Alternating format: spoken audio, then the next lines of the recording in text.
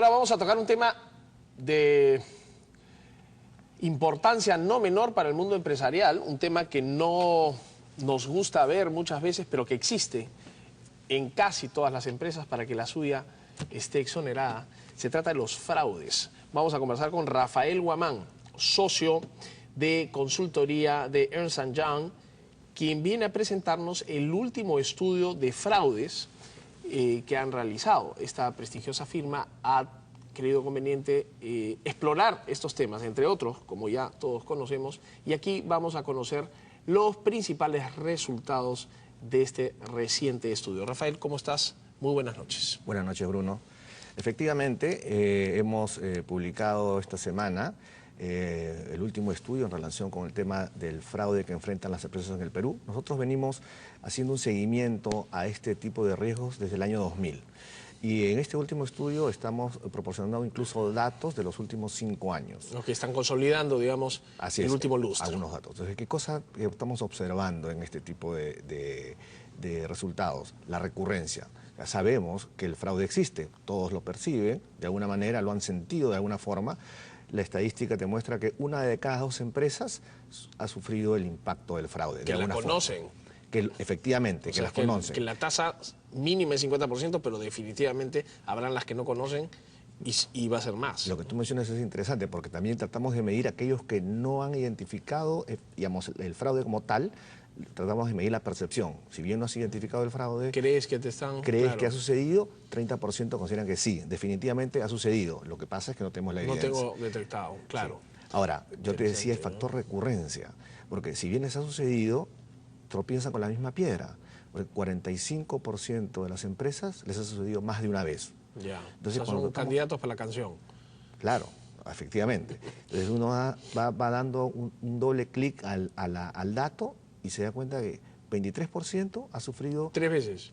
Más de 5 veces. Más de 5 veces. Y a veces tiene que cambiar de negocio, pues, ¿no? Entonces, el factor recurrente... Entonces viene la pregunta, ¿por qué? ¿Qué está sucediendo? ¿Qué factores hacen de que te vuelva a suceder una y otra vez? Entonces, hay varios elementos. Te puedo comentar algunos. El factor impunidad. El defraudador, la persona que comete este tipo de irregularidades, hace su propio análisis de riesgo, ¿no? Claro. Máximo pierdo el trabajo. Efectivamente. ¿Hay oportunidad? Sí. ¿Qué probabilidad hay que me detecten? Baja. Y si me detectan, ¿me demandarán? ¿Tendría un problema legal? No. Entonces, y si la empresa no toma medidas cuando detecta algo, porque a veces, digamos, no logra tener la suficiente evidencia o prefiere... Evitarse el problema, cerrar la página. Estás dándole un mensaje a la organización. Claro. El mensaje es, bueno, el máximo riesgo, como tú mencionas, es perder el trabajo. Me llevo lo ganado, entre comillas, y busco otra actividad. Correcto. Entonces, esto es un factor que va, digamos, impactando en el clima laboral.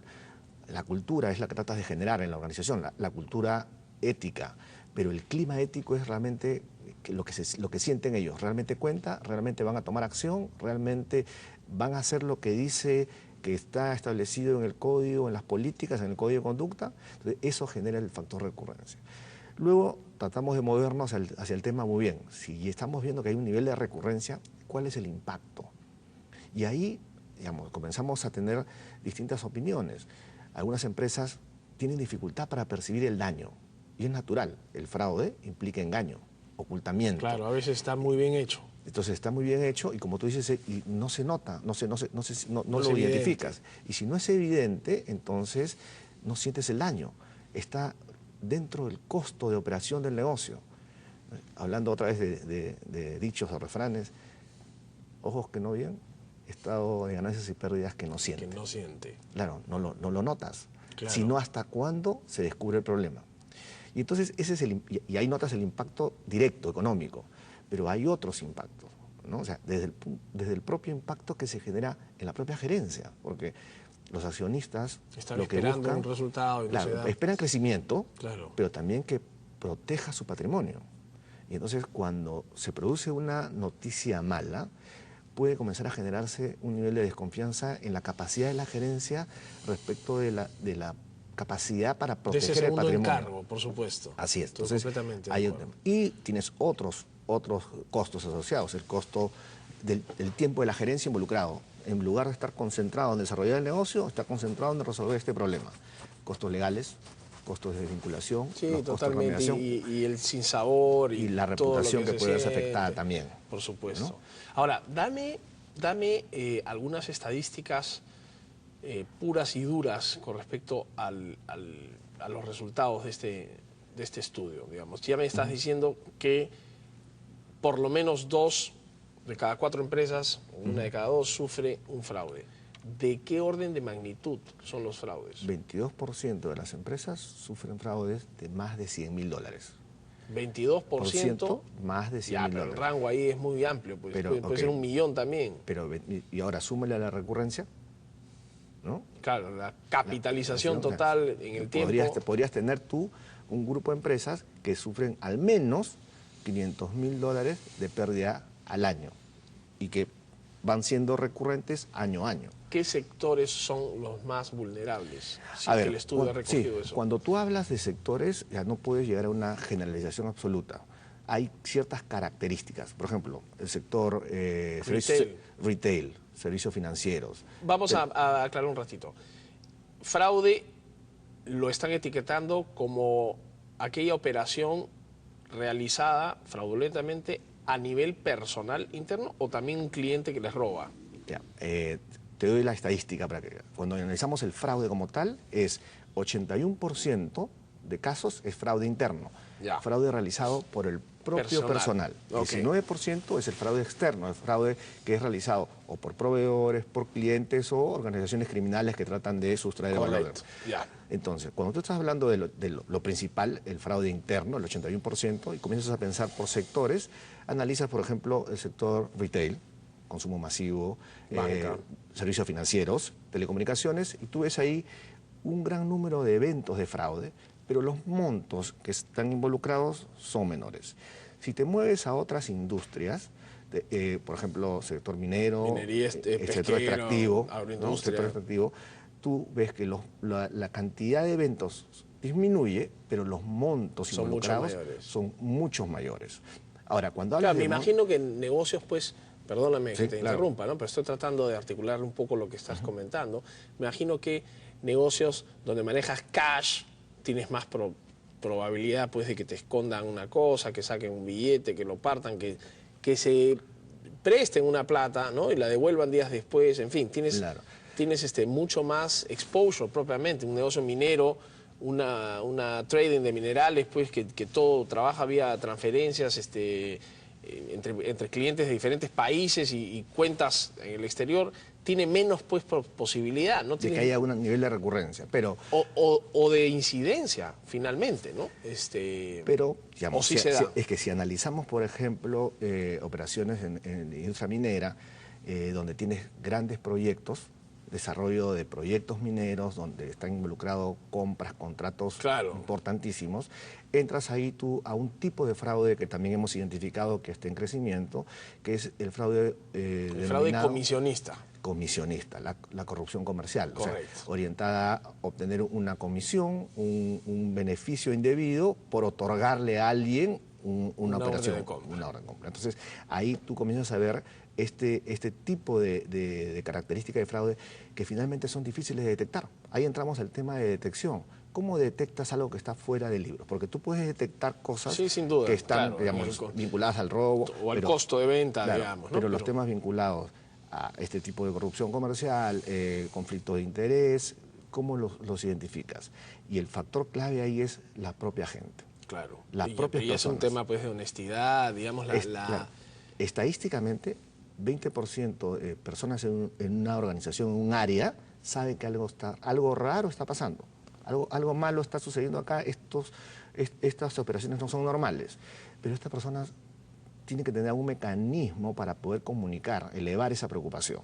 Entonces se está notando hoy en día la implementación de una serie de sistemas internos de reporte de denuncias, que lo que buscan es justamente canalizar esta información que las personas saben. O sea, a través de los propios colaboradores se implementan estos sistemas, se establecen en los códigos de conducta la existencia de esta herramienta, se les capacita a los trabajadores, se difunde estos sistemas disponibles y ellos a su vez, cuando identifican algo, lo comunican, ¿no? Y les habilitan varios canales. Hay empresas que tienen habilitados páginas web, correos electrónicos, líneas gratuitas 0800, Claro, pueden llamar, ¿no? anónimas, en fin. Anónimas. Y el factor, obviamente, protección de o sea, la confidencialidad y el anonimato es clave para que el colaborador se sienta tranquilo y pueda transmitir esa preocupación, ¿no? Interesante, ¿no?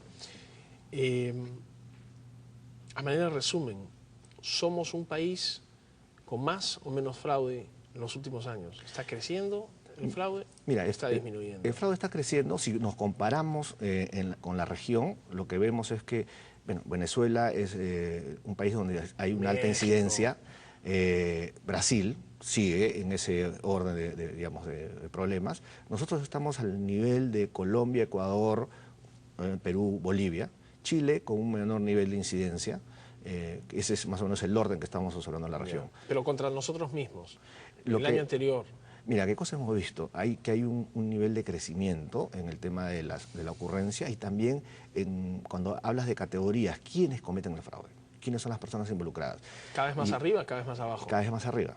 33% de casos que hemos analizado están vinculados a niveles gerenciales, ¿no? Entonces eso te hace caer un poco el mito, porque el mito es no, nuestra gente no comete, quizás otros en otras empresas o en otras áreas, pero nuestra gente no comete fraude. El tema es que 81% son internos y dentro de ese grupo, ¿no? Uno de cada dos está, o sea, la probabilidad es altísima. Ahora, pues, de que sin duda, pero tienes niveles de gerencia que están involucrados. Y cuando tienes este tipo de niveles involucrados en este tipo de situaciones, la probabilidad del daño es mayor, porque recuerda que un gerente tiene mayor nivel de autonomía, ¿no es cierto?, mayores capacidades de decisión para poder realizar este tipo de actividades.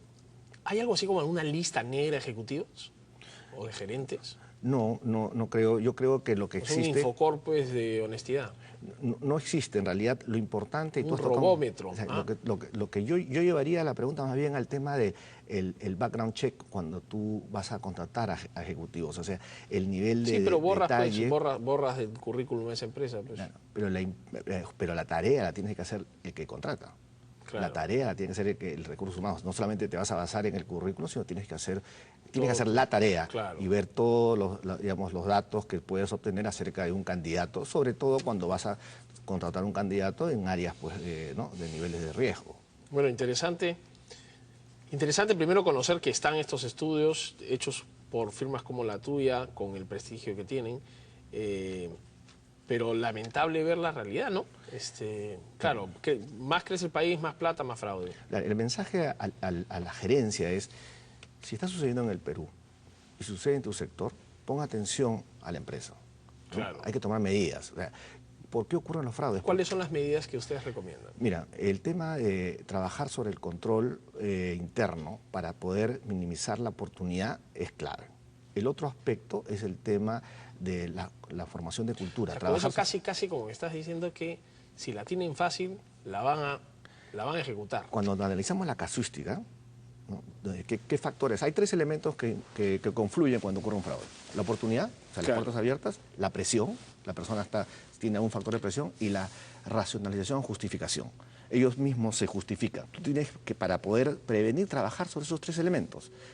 La oportunidad, si está la puerta abierta, tienes que buscar cerrarla. Y ciérrala en las áreas donde tienes mayor nivel de riesgo, donde te va a doler más el fraude. Claro. ¿No? Y los temas de la justificación o la racionalización se trabaja sobre la base pues, del desarrollo de la cultura, ¿no? La capacitación, el entrenamiento, el difundir permanentemente estos temas. Y el tema de los canales de denuncias, estos canales que te permiten poder de alguna manera captar esa información que te permite anticiparte. En el Perú, los esquemas de fraude complejos se detectan luego de 3 años que vienen operando. 3 años. En promedio. O sea, en promedio, durante 3 años te han venido... Ahí pueden ser, pues, comienzan siendo pequeños y terminan siendo los montos involucrados. Claro, termina en calidad de unos socios. Entonces, ¿no?, lo notas cuando ya te duele demasiado, pues ya es imposible notar que algo está pasando después de 3 años. Entonces, el reto es reducir ese tiempo. Reducirlo, por ejemplo, en Estados Unidos el tiempo promedio es la mitad. Año y medio. Año y medio, ¿no? Estos sistemas de reporte de denuncias internas ayudan a bajar este tipo de Interesante. temas. Se convierten finalmente en un factor Y de muy disuasivo. rápida y fácil aplicación, ¿no? O sea, No tiene son costos pones menores, un mail nomás de recepción. una dirección de y correo, punto, ¿no? un número telefónico. Muy bien. Bueno, muy interesante. Los felicito que estén tocando este tema y alertando a la comunidad empresarial sobre esta, digamos, lamentable, esperemos, subsanable en el tiempo, realidad con relación a los fraudes empresariales. Te agradezco mucho haber venido al programa, Rafael. Gracias a ti por la invitación. Rafael Guamán es socio de la consultora de Ernst & Young. Ellos han publicado recientemente y han difundido aquí en el programa su estudio de fraudes a nivel empresarial. Alarmante estadística que, por cierto, vamos a vigilar desde aquí. Regresamos, señores, tras la pausa.